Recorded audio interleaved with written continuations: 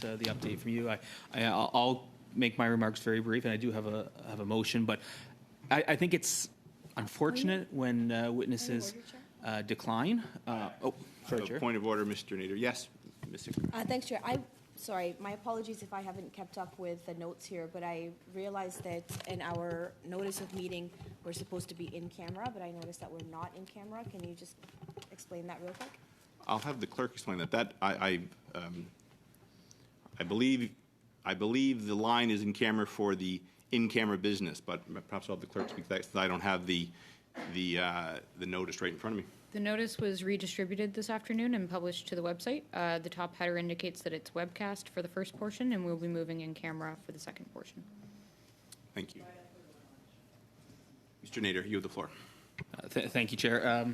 So again, just briefly, I think it's unfortunate when witnesses decline. I mean, obviously an invitation means an invitation, but I think, as you've mentioned, it's slightly stronger than a simple invitation. And I think the two individuals that I'm most concerned about are John Ozowski, who was the president of the CBSA during the time period of ArriveCan, and Paul Girard, who was mentioned very clearly in the testimony of Mr. Firth at the bar. I think those two individuals in particular are very key to our study. And so I would like to move a motion that John Ozowski and Paul Girard be summoned to appear before the committee on Thursday, May 16, 2024, in relation to the study on Report 1, ArriveCan, of the 2024 reports of the Auditor General of Canada. I believe the clerk does have that motion in both English and French and can distribute it. Very simply, I'll just say a couple sentences to it.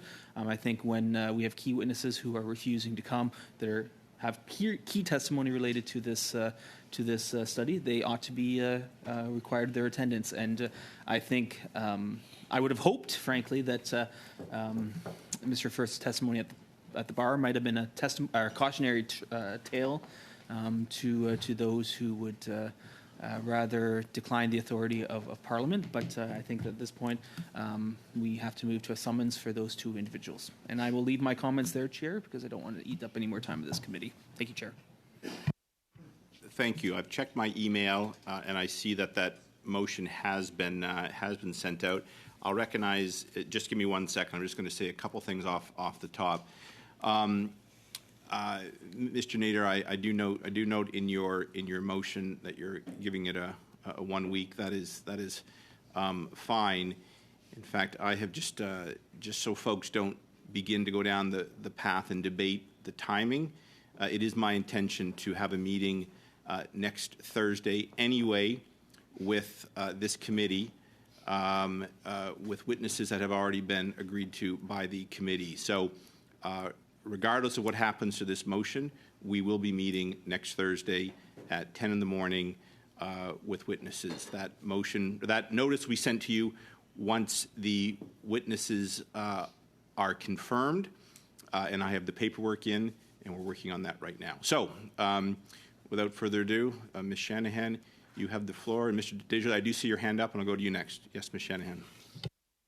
Yes, in your opening remarks, you mentioned the Public Sector Integrity Commissioner, and I think you gave some information around ethics. Could you just go into the reasons why each one of these witnesses, what their responses were, and where they sit? I will summarize them briefly. So the Office of the Public Sector Integrity Commissioner of Canada, and again, you have correspondence, you have the full letter, is currently doing an investigation of ArriveCan and felt it would be best not to appear. So I will leave it. I will let you dive into the letter to see in detail. Mr. Ozowski. Again, there's correspondence on that. I don't want to prejudice, but feels he does not need to appear. Mr. Girard, similarly, and as well, claims he has a medical issue he's dealing with, and I've already preemptively asked for information on that. The RCMP, you have correspondence on that as well. Mr. Desjardins, you have the floor. Thank you very much, Mr. Chair, and I want to thank our Conservative colleagues for bringing this forward. I will, of course, accept this motion. However, Chair, I'm getting more concerned about the cost to taxpayers that these surprise meetings are having. I know, like, we've had many of these meetings which send MPs from their home riding. We're all going home on Friday. Big flights that the taxpayer pays for all of the Conservative members and everybody to go home. And then we pay for those flights again just for sitting for 2 hours. I think it's a concern to taxpayers that in a Conservative-controlled committee that we're continuously piling on these costs to taxpayers over and over and over. And so I'm fully in favor of the motion, but I think we can actually do this work during regular times that we have resources and MPs are gathered. I appreciate Mr. Nader's comment and his motion, but I don't appreciate the tax burden that this is or the cost to taxpayers these extra meetings continue to put on everybody. And so I'd ask the Conservatives to think about that, the impact to taxpayers. We're in an affordability crisis right now. It's a very important issue, and we're talking about the cost to taxpayers, but how can the Conservatives continue to justify these extreme expenses? We're talking like thousands of dollars to host these meetings for 2 days, to fly Conservatives into Ottawa, to have all the interpreters, to have all this work, the thousands of dollars. We must be approaching hundreds of thousands of dollars on extra meetings that could be done during regular business hours because the Conservatives here. And so, Chair, I think if I find it appropriate that we should start documenting these extra associated costs. So I'd like to amend Mr. Nader's motion to include a cost analysis of any meeting or that meeting to Canadian taxpayers. And I'll give you notice that in any other surprise meetings that are going to be burdened by the taxpayer, I'll be asking for a cost breakdown and analysis for these costs, because I want to be able to make sure that we're being reasonable with the money we're spending on behalf of Canadians. We have a meeting all day today that we could be talking about this. We could be talking about it in a week from now. We have 2 more meetings scheduled. So I just want to make sure that we're doing best value for Canadians here. So, Mr. Desjardins, can I just get some language in? So you would like to make an addition that says what? You'd like the analyst to provide, you'd like the clerk, you'd like the chair to provide an estimate of the meeting cost? Yeah, the extra meeting costs, yeah. I And see whether or not members will be attending in person or virtually, because of course that's about, for some of these members, it's thousands of dollars extra, right, to be able to fly all the way over here. Like we're talking like 50 grand, 100 grand if we start flying everybody back from their constituencies when it's a non-city Sure. meeting. So you like the Canadians amendment? are concerned about it. The amendment is to provide a cost breakdown. estimate. And this could be also maybe not a motion, but I just want the chair to take into consideration my concern about extra costs like this and the impact to our budgets. And so if you can please tell us before we vote on these extra meetings how much it's costing the taxpayer, that would give me, and I think Canadians, a fair estimation as to why we continue to have extra meetings, because I think we have to balance the cost of these things. You know, I know this work's important and I support the motion, but these costs I'm getting nervous about. You know, we're doing studies on cost of living, we're doing studies on affordability, and I agree with those things, but we're also impacting the taxpayer here. Okay. And I think the Conservatives of most people should take this into better consideration. Okay. So, Mr. Desjardins, so I need to be clear, because I think you said maybe deal with it with the budget afterwards. So is there an amendment, and what is the amendment? It is to provide this committee with the summary of the cost of the meeting? The costs of extra meetings, yeah. Well, let's just deal with this meeting. I mean, unless you, I mean, like you call the meetings, right, Chair? Why don't costs associated with well, them, correct? So you can either add it on to this motion. You can come back with a fresh motion, I suppose, that is universal. But it seems right now you're asking for the cost of this Thursday meeting. Is that right? Of all meetings that are not regularly scheduled, this is a regularly scheduled meeting. Okay. Mr. Nader of the Conservative Party is asking to spend more money and to have no, Mr. Nader is not actually asking to spend more money. I've already said there will be a meeting next Thursday. So I'm asking. I am calling this committee back next Thursday. Period. But how much is that? That's an extra cost. Okay. Chair. just tack it on. How much is it going to cost All the right, taxpayers to cost the next So, meeting? so let's agree on some wording, Mr. Desjardins. Your amendment is that the committee provide members with the cost, with an estimated cost of the meeting. Yeah, that'd be great. I think that would go a long ways to show just how important these meetings are and to try to balance our decisions with the cost breakdown for Canadians. Because Canadians expect us to be frugal, they expect us to be reasonable, they expect to use the money for really good reasons. And I appreciate the Conservative motion. I'm going to support it. Okay. But like, we got to be more reasonable. We got to actually look at the bottom line for regular people here. Just just pause for 1 second, Mr. Desjardins. I'm going to make sure the analyst or the clerk has my words, which you, I think, agree with, and then we can keep moving. Because I have a list here already. Ms. Khalid will be next, but just 1 sec, please.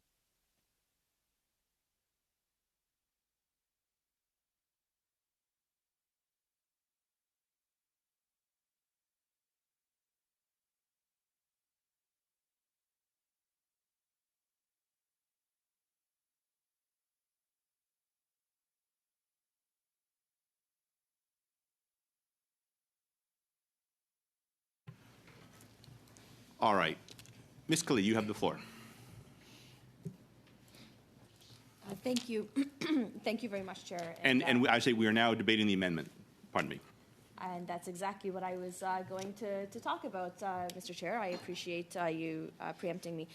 So, again, I really take Mr. Desjardins' point here. The challenge here is, we are talking about costs, but we're also talking about members' times and times in our constituencies. And yes, we do spend significant amounts of money in coming here, but then there's also that aspect of having surprise meetings. I mean, on this one, we had an opportunity to discuss this in the subcommittee meeting, and then we had an opportunity to discuss this in the surprise Monday meeting that we had, which was a very, very short one. And yet, here we are on a Thursday evening, planning our weeks out in our constituencies, and now being told that, hey, we have another surprise meeting on a Thursday. We are facing what is 5 back-to-back sitting weeks in Ottawa for after this Constit week. And we will be here. We should be, Chair, using our allotted resources in a responsible manner. And 100% agree with what Mr. Desjardins is saying, that responsibility is fiscal. It's about taxpayer dollars and how much work are we able to come and do here for 2 hours just so that you're able to have these surprise meetings that completely honestly could be scheduled during the sitting weeks as well, while we're here, while we're doing the work. Now, you have the opportunity to schedule in extra meetings while we're in Ottawa as well. But you're choosing to bring us back on a Constit week. And I really find that to be a misuse of government resources, of the House of Commons, resources, and of taxpayer dollars in transporting members, especially the Conservative members, and bringing them back here to Ottawa for those meetings. So I absolutely agree with Mr. Desjardins' amendment. I think that should definitely be there, and that we should make that a consistent thing as well, so that we do recognize that when surprise meetings happen, taxpayers should know what the cost is to them to have an hour-long meeting where we're bringing in people from all across the country to sit here and do the work that we could have done during a sitting week. But this is not a 106.4.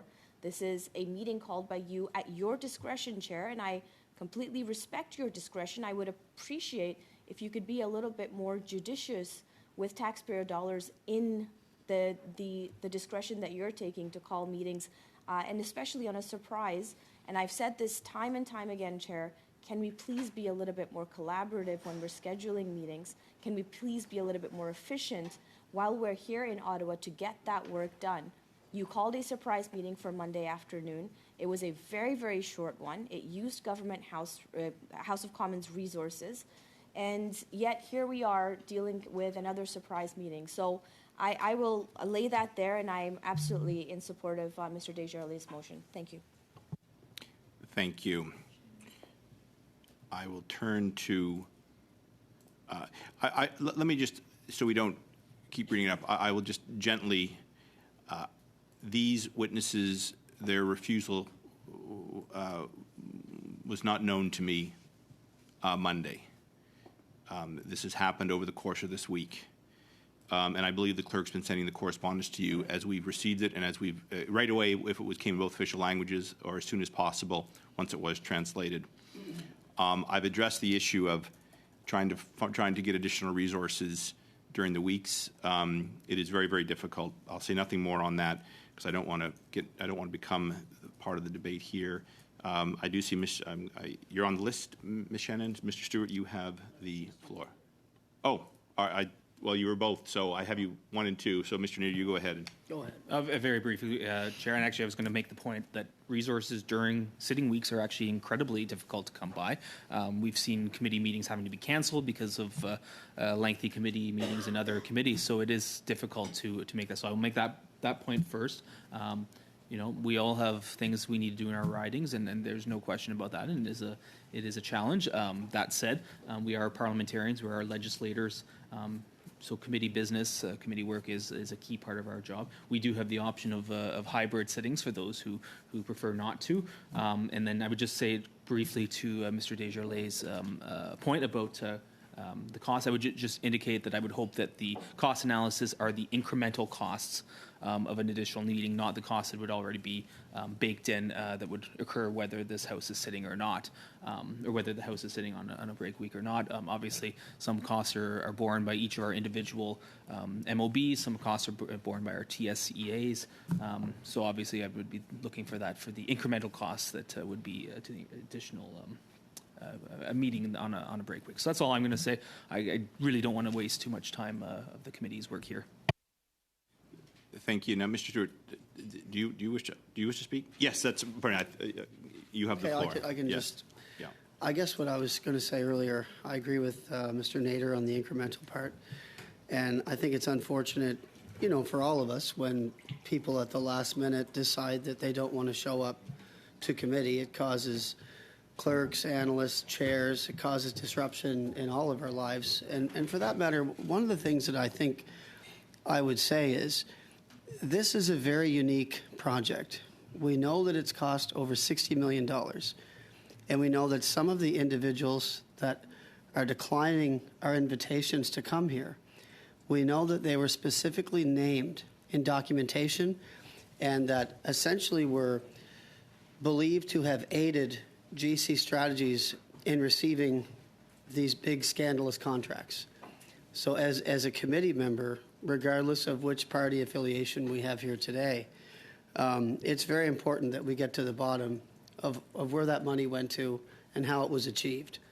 And I don't think it's the chair's fault or anybody in here's fault.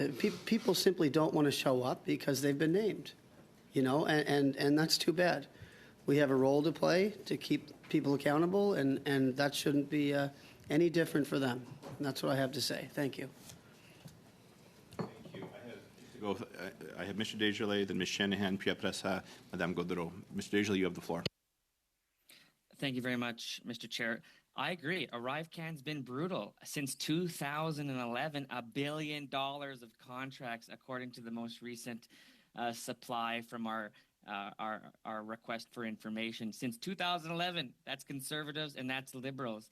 And so I'm very concerned about this, as a new member of the New Democratic Party, especially I'm really concerned about this. So I really want to investigate this issue. But what I'm concerned about is the underlying nature of extreme expenses being borne by our committee to actually do this work. It seems ironic and in conflict to me to one hand tell Canadians we care so much about taxpayer money and how important it is. And I agree with that sentiment, but I also practice that sentiment, which is not what I'm seeing in this committee so far. What I've witnessed is when it's convenient, like look at the motion itself. Mr. Nader's motion speaks specifically to a time where resources we're not even sitting. It names a date out of the blue where we're not sitting, where we're in our communities. And so I appreciate his comment as well, respectfully, on aggregate costs, quote unquote, aggregate costs or whatever that was. It's important that Canadians we are transparent with all the costs associated in born against taxpayers. It's not my MOB. This is taxpayer money at the end of the day, no matter what. No matter what, Mr. Chair. I want every single dollar accounted for the extra meetings that the Conservatives and the Conservative Whip's office, this is because this is a big party thing. The Whip's office has asked the Conservative members of this committee to not think of these motions in their own mind, but to think of this as a matter of partisan interest. That's the part I'm upset about. I'm upset that we're spending money for partisan interest, and Canadians are being, are being tricked by that. Look at the motion. It was moved by Mr. Nader to spend a bunch of more money to fly everybody in next week when we're not even sitting. My God, I want every single dollar, Chair, accounted for. If members fly in, I want to know the costs of those members flying to Ottawa on taxpayer dollars dime to have a meeting that we have resources for today. We had resources for on Tuesday. We had resources for on Monday. We have scheduled 2 more meetings in 2 weeks on Tuesday. We have 2 more meetings after that.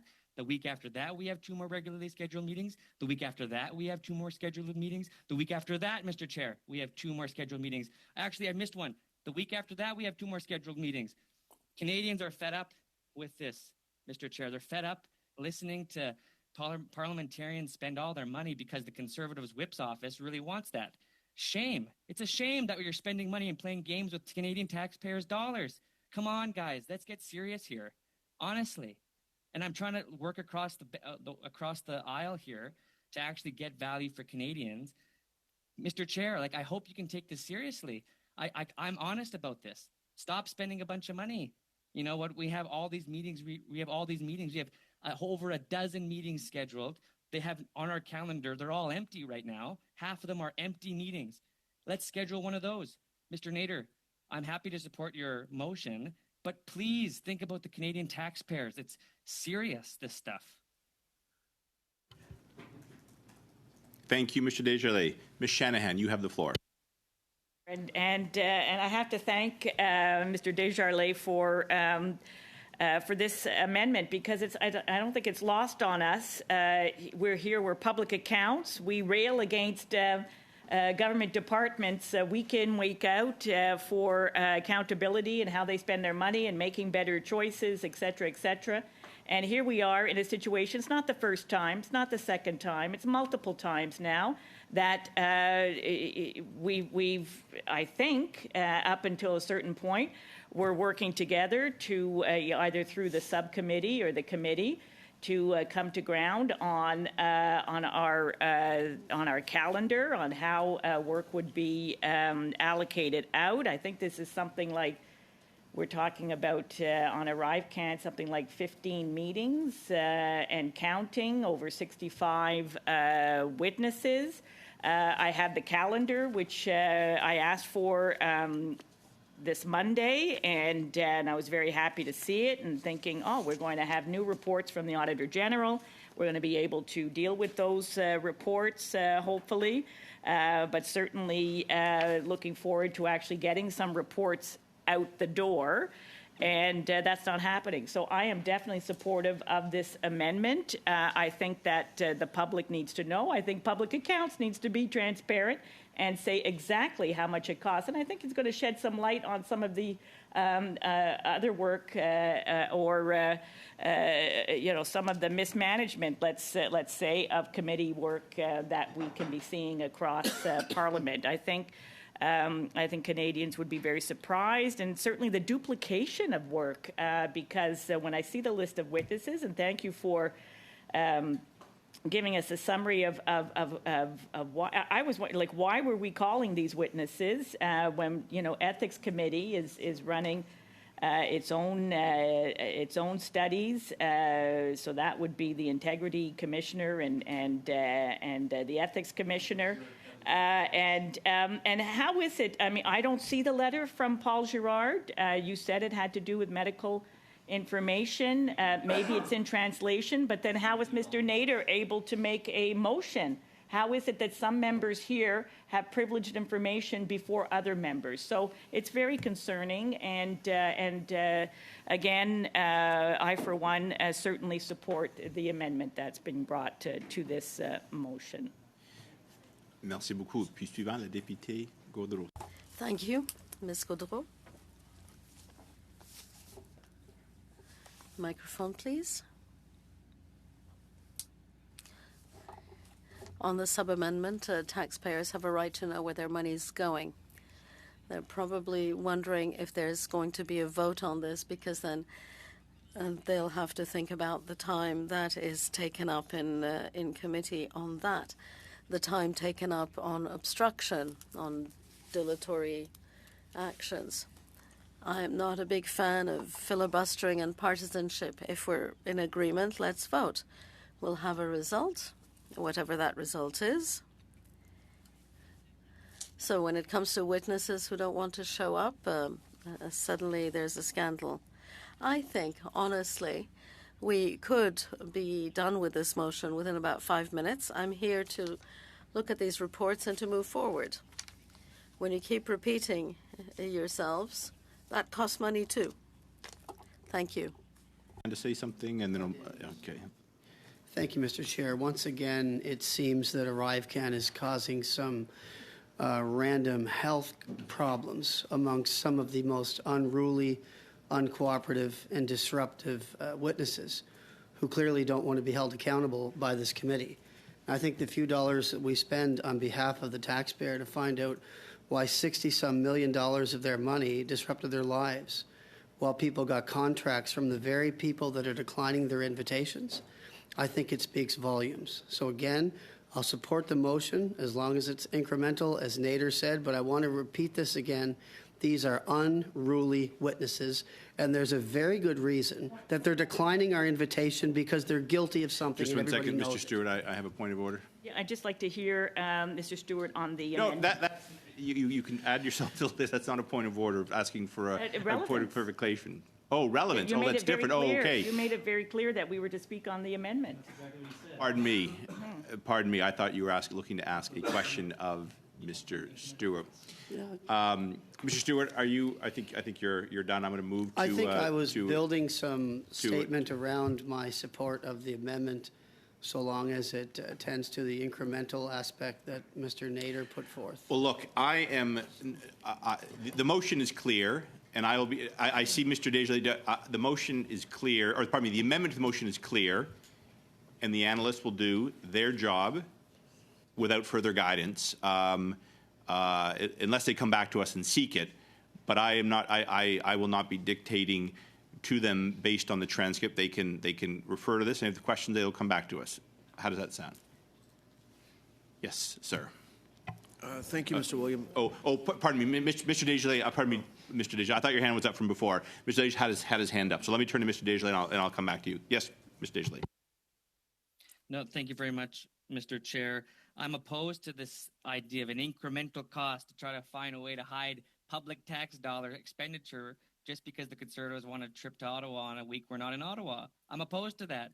We need to actually be transparent. This is the Transparency Committee. My goodness, I want to know every single dollar that goes into this expenditure. I'm against any kind of approach that would have Mr. Stewart hide how much it costs for taxpayers to ship him over here. I want to know exactly how much it costs the taxpayers to do that. Every single one of it. I want every dollar, Mr. Chair, that goes into these extra meetings, because taxpayers are frustrated about the cost of living crisis. They're frustrated that parliamentarians get to sit around a room and talk about the fact that since 2011, the Conservatives and the Liberals spent almost $1 billion in subcontracts. No, someone could look at that. For example, Mr. Stewart and Mr. Nader, I suggest that you look at Appendix B, contract values for GC Strategies, Dalian, and Cordix. Since 2011, your government under Harper and Justin Trudeau's government cost us $1 billion. Mr. Desjardins, let's come back. So I'm back. happy Okay. to do this work, Mr. Chair, but I'm not happy wasting Canadian taxpayer dollars. Fair enough, Mr. Desjardins. I would prefer we not go down and try to overly define the analyst's work. I think the amendment is before the table, and while there's been some voicing from the official opposition as well as others, I think the amendment to the motion is clear. Mr. Desjardins, I mean, for example, you're not asking for like the cost of the air conditioning to be included, because I think, as the Conservatives would say, that's part of running the building. But you're talking about the actual cost of running the meeting. And I think that's clear, and I think the analysts will pull together a cost estimate for us as best they can. On that note, I'm going to turn to Mr. Sabera, please. Thank you. Thank you, Chair. Mr. Williamson, if I don't recollect, and I'm from the finance industry as well, and I believe you served in various capacities where you examined the use of taxpayer dollars and expenditures from the federal government. So I think you are just as committed as I am to ensuring that we utilize the funds of the taxpayers in the most efficient manner and in the most proper manner. You know, like yourself, I believe well, I've served for a number of years in this Parliament, like many of us here, and I think you served before coming back, if I remember correctly, and you can correct me if I'm wrong. To have a meeting during a non-sitting week, yes, happens through a 106.4, or if there's something of urgent paramount. But I'm really just quite surprised about just having a meeting and pulling it out. Also, we've received correspondence from the two individuals in terms of their two situations, so I'm not too sure where we're going with that. So I'm really kind of at a loss why we would utilize the resources of the House on a non-sitting week when, as other members have commented, we will be here for 5 weeks in a row, or I take it minus the Monday of the Victoria Day long weekend, and there'll be ample opportunities to meet on various topics that the committee deems itself to be important, because we know that the committee is the master of its own domain, and is you as chair at this current moment. So I'm really trying to grasp at why we need to use resources, and I applaud the member from the Democratic Party for referencing the use of taxpayer money and so forth, and how we must be judicious in that on that front. So I do want to mention that. Thank you very much. Yes, Ms. Shanahan. Yes, I see that I have the letter from Mr. Girard in my box. We got it at 3:54, something like, 10 minutes ago. So how is it that Mr. Nader had a motion prepared talking about the appearance of Mr. Girard? Special powers? Special powers? Yeah. No, I think there's... Chair, I'm very concerned here. It's not fair to all members of this committee that some members have access to information before others. It's a question of privilege. It is a question of privilege. I don't like that camera angle on my face. Anything else? Okay, thank you. Could you call the vote on the amendment to the motion, please?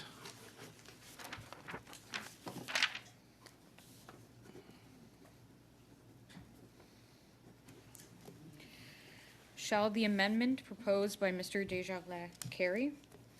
Ms. Bradford? Yes. Mr. Sorbera? Yes. Ms. Khalid? Yes. Ms. Shanahan? Yes. Ms. Yip? Yes. Mr. Nader? Yes. Mr. Stewart? Yes. Mr. Schmale? Yes. Madame Gaudreau? Mr. Desjardins? Yes. 10 yeas. That amendment to the motion is passed. We now return to the motion as amendment, which you will see in your inbox, which includes Mr. Nader's motion as well as the NDP amendment to that. Yes, Ms. Khalid. Thank you, Chair. I would like to propose another amendment to delete the date of Thursday, May 16th, and to replace it with Thursday, May 23rd. Point of order, Chair. Is it an actual, what's the point of order is? Well, the point of order is then if the date is changed, it then negates the amendment that we just passed, because then it becomes a normal meeting, so there is no cost analysis required for that.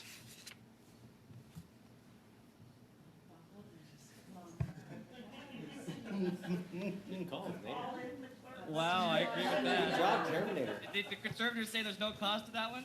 Wow.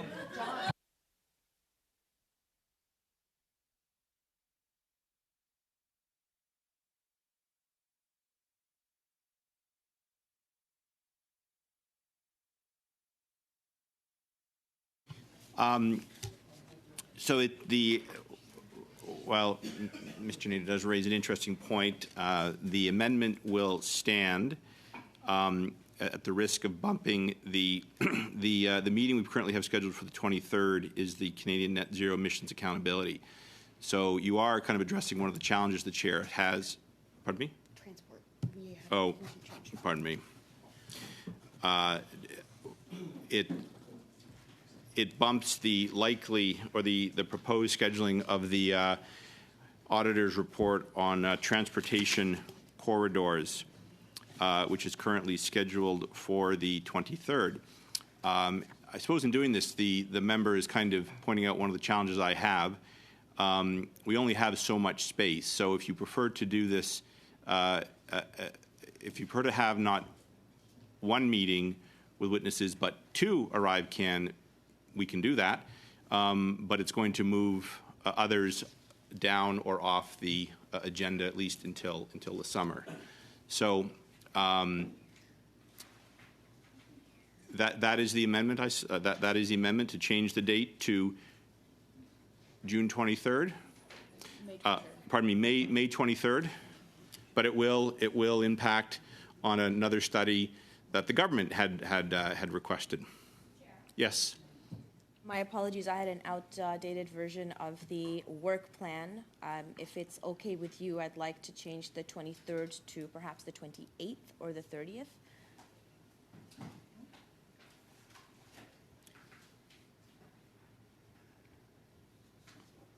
And so your amendment is to change the date from what is currently proposed in the motion to the 30th, I'll say.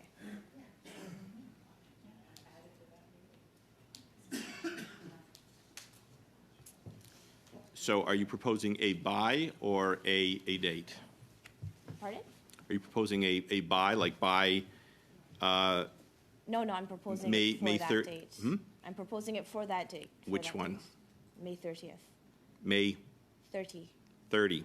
I have an ArriveCAN scheduled meeting then that the subcommittee agreed to and this committee, and it'll be very difficult to move that. Those witnesses have been very hard to secure. We have been waiting for a month for that. Well, Chair, I mean, I'm looking at the calendar. There's a number of open slots on June 11th, on the 13th, the 18th, the 20th. Well, I'm asking you for a date. I'm telling you why the dates you're proposing doesn't work. You're bumping into a government meeting, then you're bumping into another meeting that has been approved by this committee. And I will reiterate, we are meeting next Thursday, so we can do it all at once and get it done, or we can have two meetings. So, Chair, to clarify, if we don't have this motion or the date proposed in this motion, if it still passes, or whether it passes or not, we're still going to be meeting on the Thursday. And what would be the agenda for that meeting? It is a witness this committee has approved, but I'm not at liberty, because I don't believe I'm at liberty to announce that person, because it is not all tied together, but it is in course of getting it done. But I can rest assured, it is a witness that this committee has approved, subject to the motion that was passed. All right, then I withdraw my amendment, Chair. Okay. Mr. Desjardins, on the amendment as amended. Thank you very Pardon me, much. as the motion as amended, pardon me. Oh, no, that's all right. Thank you, Chair. I appreciated Mr. Nader's submission on behalf of the Conservative Party that makes mention of the fact these are extra costs borne to the taxpayer. Considering the fact that these, you may have already invited them for next week, you've already spent the money. If that's what you're saying, you've already spent taxpayer money without notifying us on this before the vote, and you've already spent that money on behalf of taxpayers without notifying us, then it may as well be the fact that we have this meeting called, but I would suggest we still have an opportunity to save Canadian taxpayers thousands of dollars by actually doing this meeting at a regularly scheduled time. Mr. Chair, I trust you, and I know you're really good at this work. I know you're a fantastic chair. You have all my confidence to make certain and use the most appropriate your ability as our chair on behalf of all of us to use the resources that you have to make certain that any of the days that we have no scheduled witnesses, would you, if I could read them, if you'd like, the 21st, which is the Tuesday after Thursday, the 28th, which is the next Tuesday, the 4th of June is empty, the 11th of June is empty, the 18th of June is empty, the 13th Point of order. of June, the 20th June. Oh, sorry. Point of order. Is that too many regularly scheduled? Yeah, I'm going to hear the point of order first, meetings? Mr. Daisley. Mr. Stewart, you have a point of order? I just hope it's relevant, Mr. Chair. So do I. I'm sure it is. Thank you, Mr. Chair. I think this is extremely relevant. We have an unruly, uncooperative, disruptive, potentially very guilty public safety witness who has declined their invitation to be here today. And the fact that we're having a conversation of kicking it a month down the road is quite substantial to the members. 4 days isn't a month. Topic of Mr. debate. Stewart. So, Mr. Daisley, you have the floor. Thank you. I would suggest that 4 days isn't a month. I could bring out a calendar for Mr. Stewart. They could count the days. I can count them for him, the difference between what is on a Thursday next week to what is on a Tuesday the following week. Mr. Stewart, do the math. You're someone I know that's very, very incredible member of our parliament, and you're very honorable. And I know that we've worked together on holding the government accountable when it comes to the barn study, for example, the fiasco that is the extreme issue with expenditure on taxpayer dollars for the barn. I hope you can see the same relevance here, Mr. Stewart, that your constituents, and I'll speak directly to your constituents, I think don't expect you to, on one hand, hold the government accountable for expenditures that are inappropriate, and then at the same time ask the same taxpayer to pay a bunch of money when you could have had that same work done 4 days later. You know, like, come on, guys. You know what game you're playing. Let's vote on this and just get this over with, because I agree with my bloc colleague that she's raised a very incredibly important point. And I think we have to be able to balance resource with what's actually needed on behalf of Canadians. And I'd suggest that, Chair, we even strike the date altogether and give you the power, Chair, because I trust you and you're a great Chair, to find the date of any of the numbers I've mentioned that's most appropriate. Thank you. Yes, Ms. Khalid.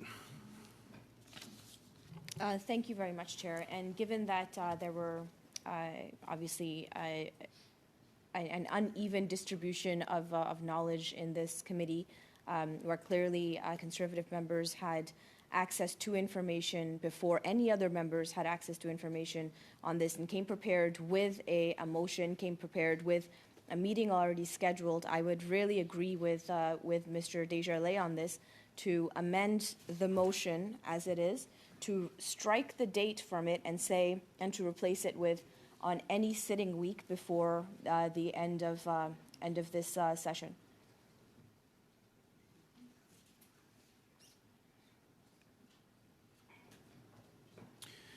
It is, of course, your right to do that. Yes.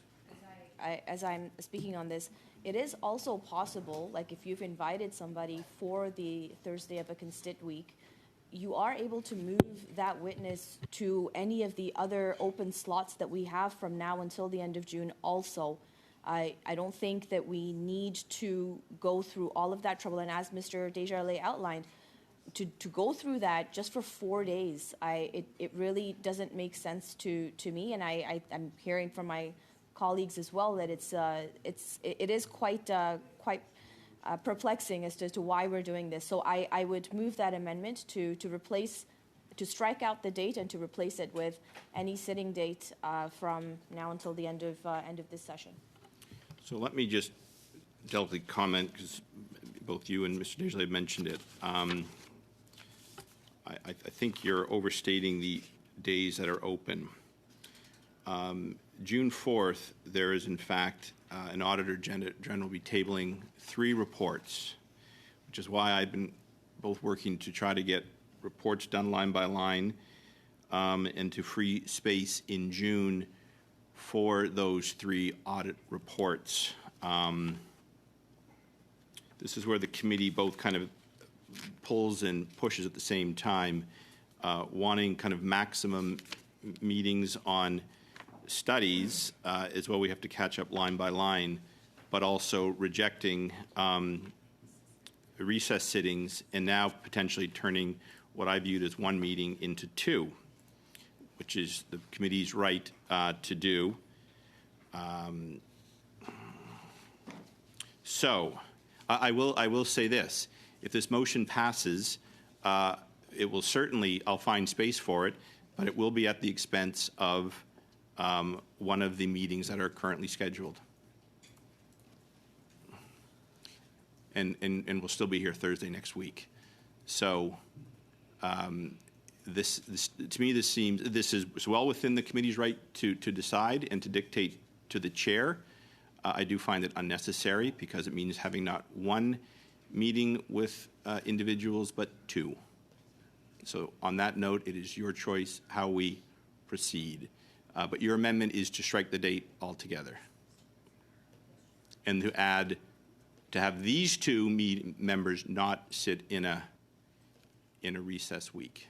Chair, I will again reiterate, I think you have the discretion, just as you had the discretion to try to schedule this meeting during a constit week, that you can also move the one witness that you have appearing for the 2 hours to come during a sitting week as well, to save the taxpayers their dollars, to save all of us the 4 days that you're trying to. I'm really not sure what the objective is here, Chair, because I am looking at the calendar, I am looking at the work plan, and I see that it is manageable, it is doable. So I would appreciate, although we are talking specifically about what Mr. Nader has proposed, if you do have something scheduled already, and we're learning about it kind of at the last minute, I would encourage you to move that into a sitting week as well, so that you don't have to do the 2 meetings, Chair. You have the ability, you have the flexibility to do that. We are here to work with you on it. You called a special meeting during a sitting week anyway this week. Why can't you do that for the 5 upcoming sitting weeks that we have? It would be, I think, a lot more convenient and a lot more efficient for not just members in this House, but also for the witness that is appearing, and also for the House administration that are putting in all of this extra work, so that we can do the work that we do in public accounts. Thank you. So just, I'm not sure, did you, so the amendment is to strike the date and for these two to sit in a sitting week. Okay. Is that clear, Clerk? Just 1 second.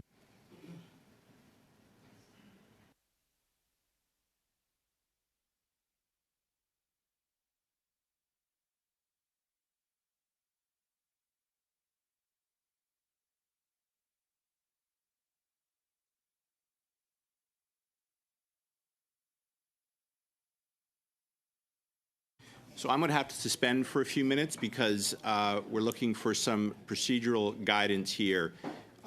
Typically, amendments or motions have specific dates, or summons have specific dates or buys. So I, of course, want to be guided by the best parliamentary practices we have, and our clerk is looking for an answer for this right away. So I'm going to suspend for a few minutes. Please don't go too far, because I will call the meeting back in order once we have an answer. This meeting is suspended.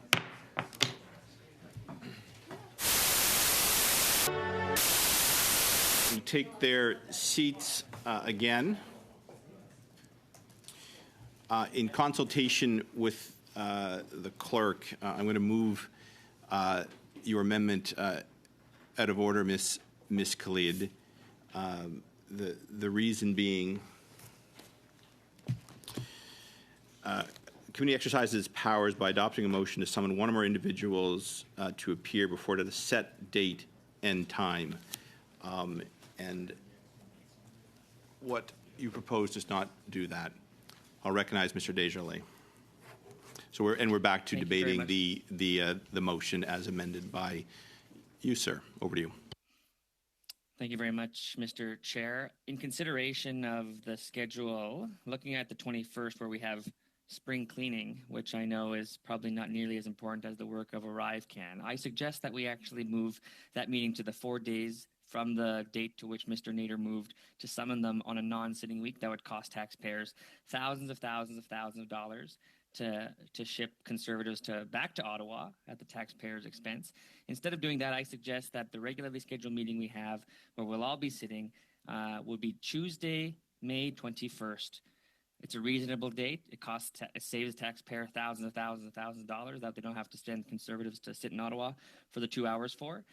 And we get what we need to ensure that we have accountability to what is an extremely serious situation between consecutive Liberal and Conservative governments that have spent nearly $1 billion in outsourcing.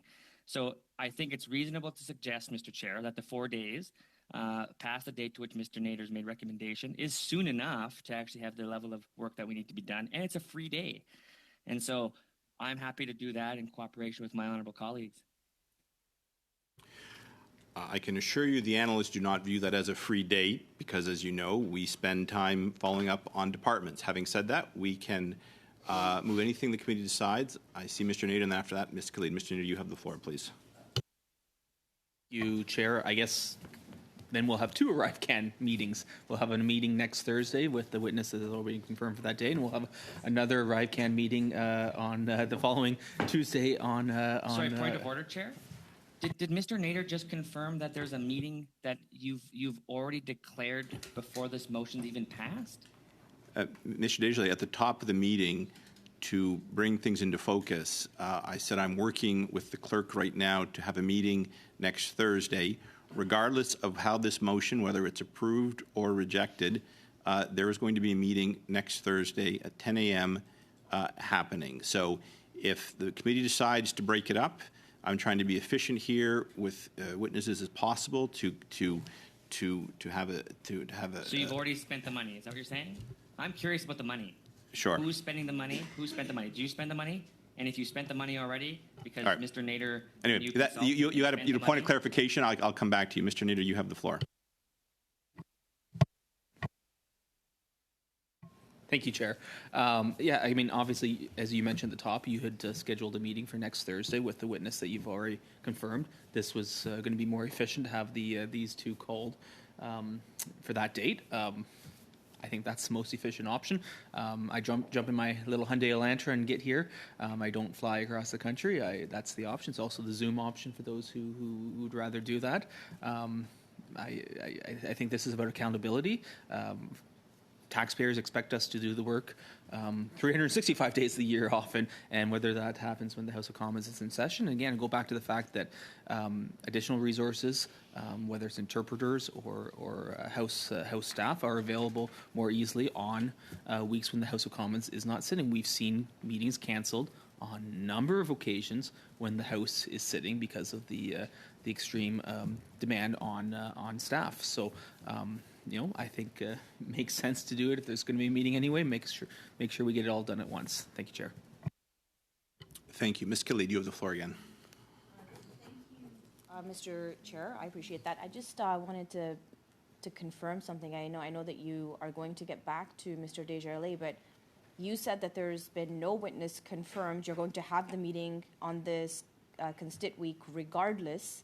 And you're saying that there's no witness confirmed. Mr. Nader is saying that there is a witness confirmed, and he was trying to be more efficient by calling in this motion to schedule in meetings when the rest of the committee members, other than the Conservatives, did not know anything about this at all, right? So I just want to clarify that is exactly what I have heard. That is what committee members are trying to get to you.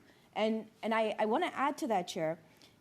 This agenda for today's meeting has had so many changes. In fact, the last-minute changes is unreal. I mean, the original notice of meeting for today's meeting actually had witnesses on it, and now we went to committee business, then we went to draft reports, and now we're in a public committee business setting. The draft reports that we were supposed to review today are dated February, and we received them yesterday. And these are pages, there's over 50 pages of here that, members have reviewed over the past evening, right? So I'm just really perplexed here as to what exactly is going on. Do you have a witness for Thursday? Do you not? Are you just trying to have a meeting for the sake of having a meeting? And that calls into question what Mr. Desjardins is saying. Are you just spending taxpayer dollars for just the sake of it?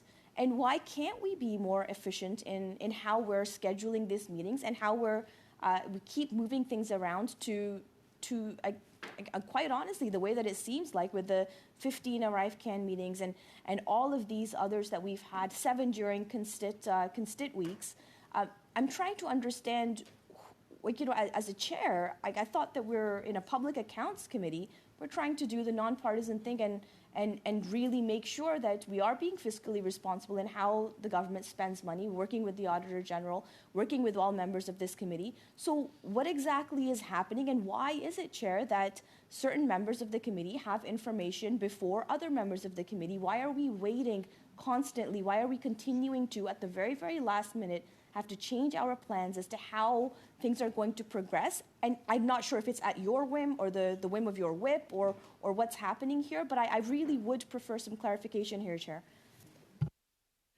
I will let the clerk address the timing of the reports. It would surprise me if you received documents only yesterday.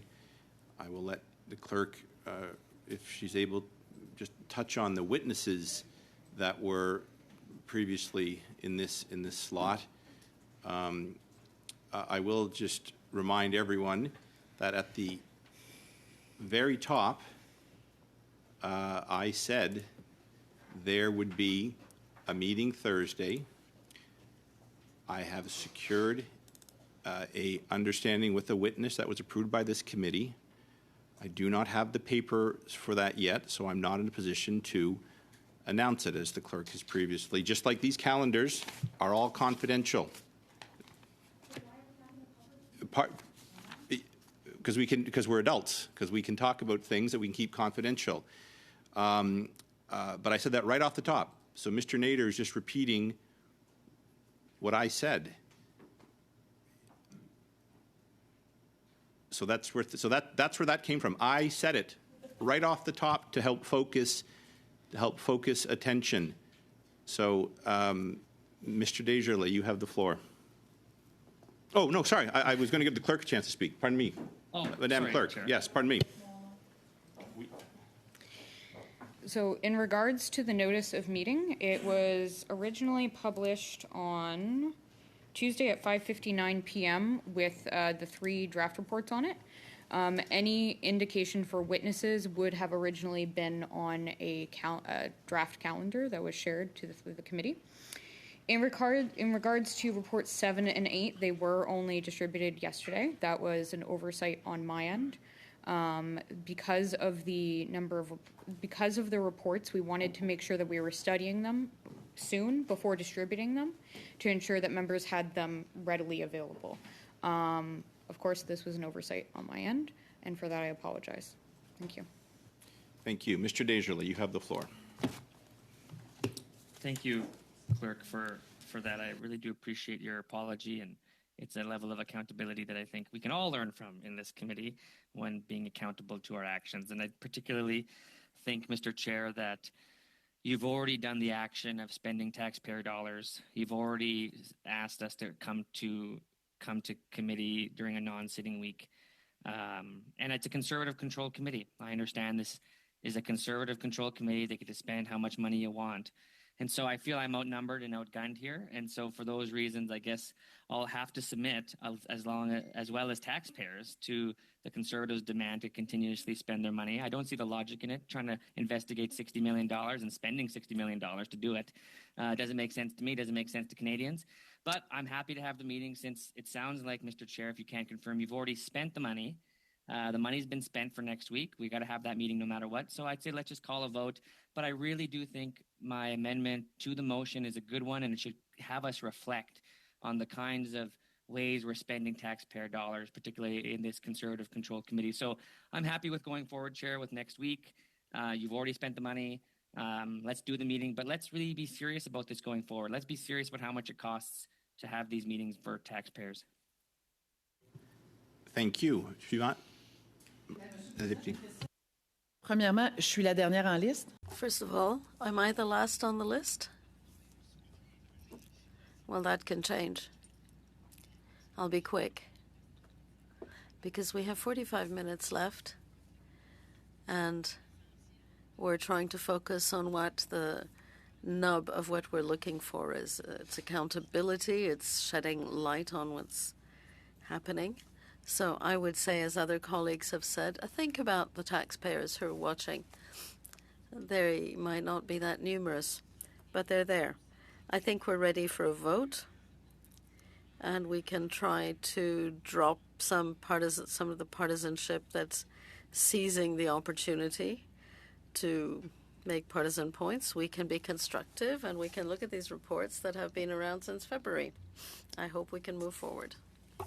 Clerk, could you call the roll call, please? Oh, pardon, Madame Shanahan. Madame. I even did a second look, didn't see anyone. Ms. Shanahan, over to you. Clarification là, pour, parce que A clarification. I think the way in which information is shared is quite a serious matter. The clerk may be able to confirm at what time we received, at what time the PDF was created, the PDF with Mr. Nader's motion today. It seems to be around 2:33 p.m. And some members did seem to have information before the meeting had begun. PDF that you received? so the PDF of the motion was created apparently just prior to the meeting at 2:33, which means that Mr. Nader had the information about Mr. Girard prior to you speaking to us about it at 3:30. Mr. Nader, go ahead. Yeah, absolutely. We created that PDF or that notice of motion prior to question period today because we had no confirmation that Mr. Girard had agreed to attend this committee, and we also had a clarification that Mr. Ozowski was declining our. So we created a motion to summon the two witnesses. Simple as that. You had that prior to the other committee members. Chair, as Ms. Shanahan would know, we received an email from our clerk saying that Mr. Ozowski had declined, and we had not received any notification from Mr. Girard, which is why we had the impetus to write this motion. And that is why I submitted the motion, which is before you. It's as simple as that. Oh, my goodness. I think it is clear. Thank you. Could you call the question, clerk?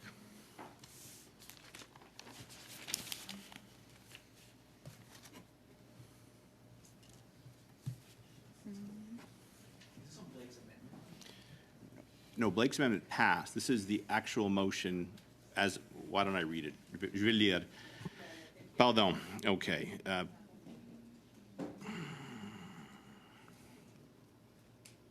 Attends une seconde.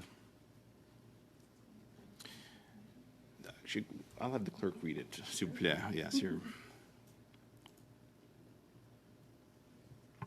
So the motion, as amended, reads as follows: that John Ozowski and Paul Girard be summoned to appear before the committee on Thursday, May 16th, 2024, in relation to the study on Report 1, ArriveCan, of the 2024 reports of the Auditor General of Canada, and that members be provided an estimate of the cost of this meeting.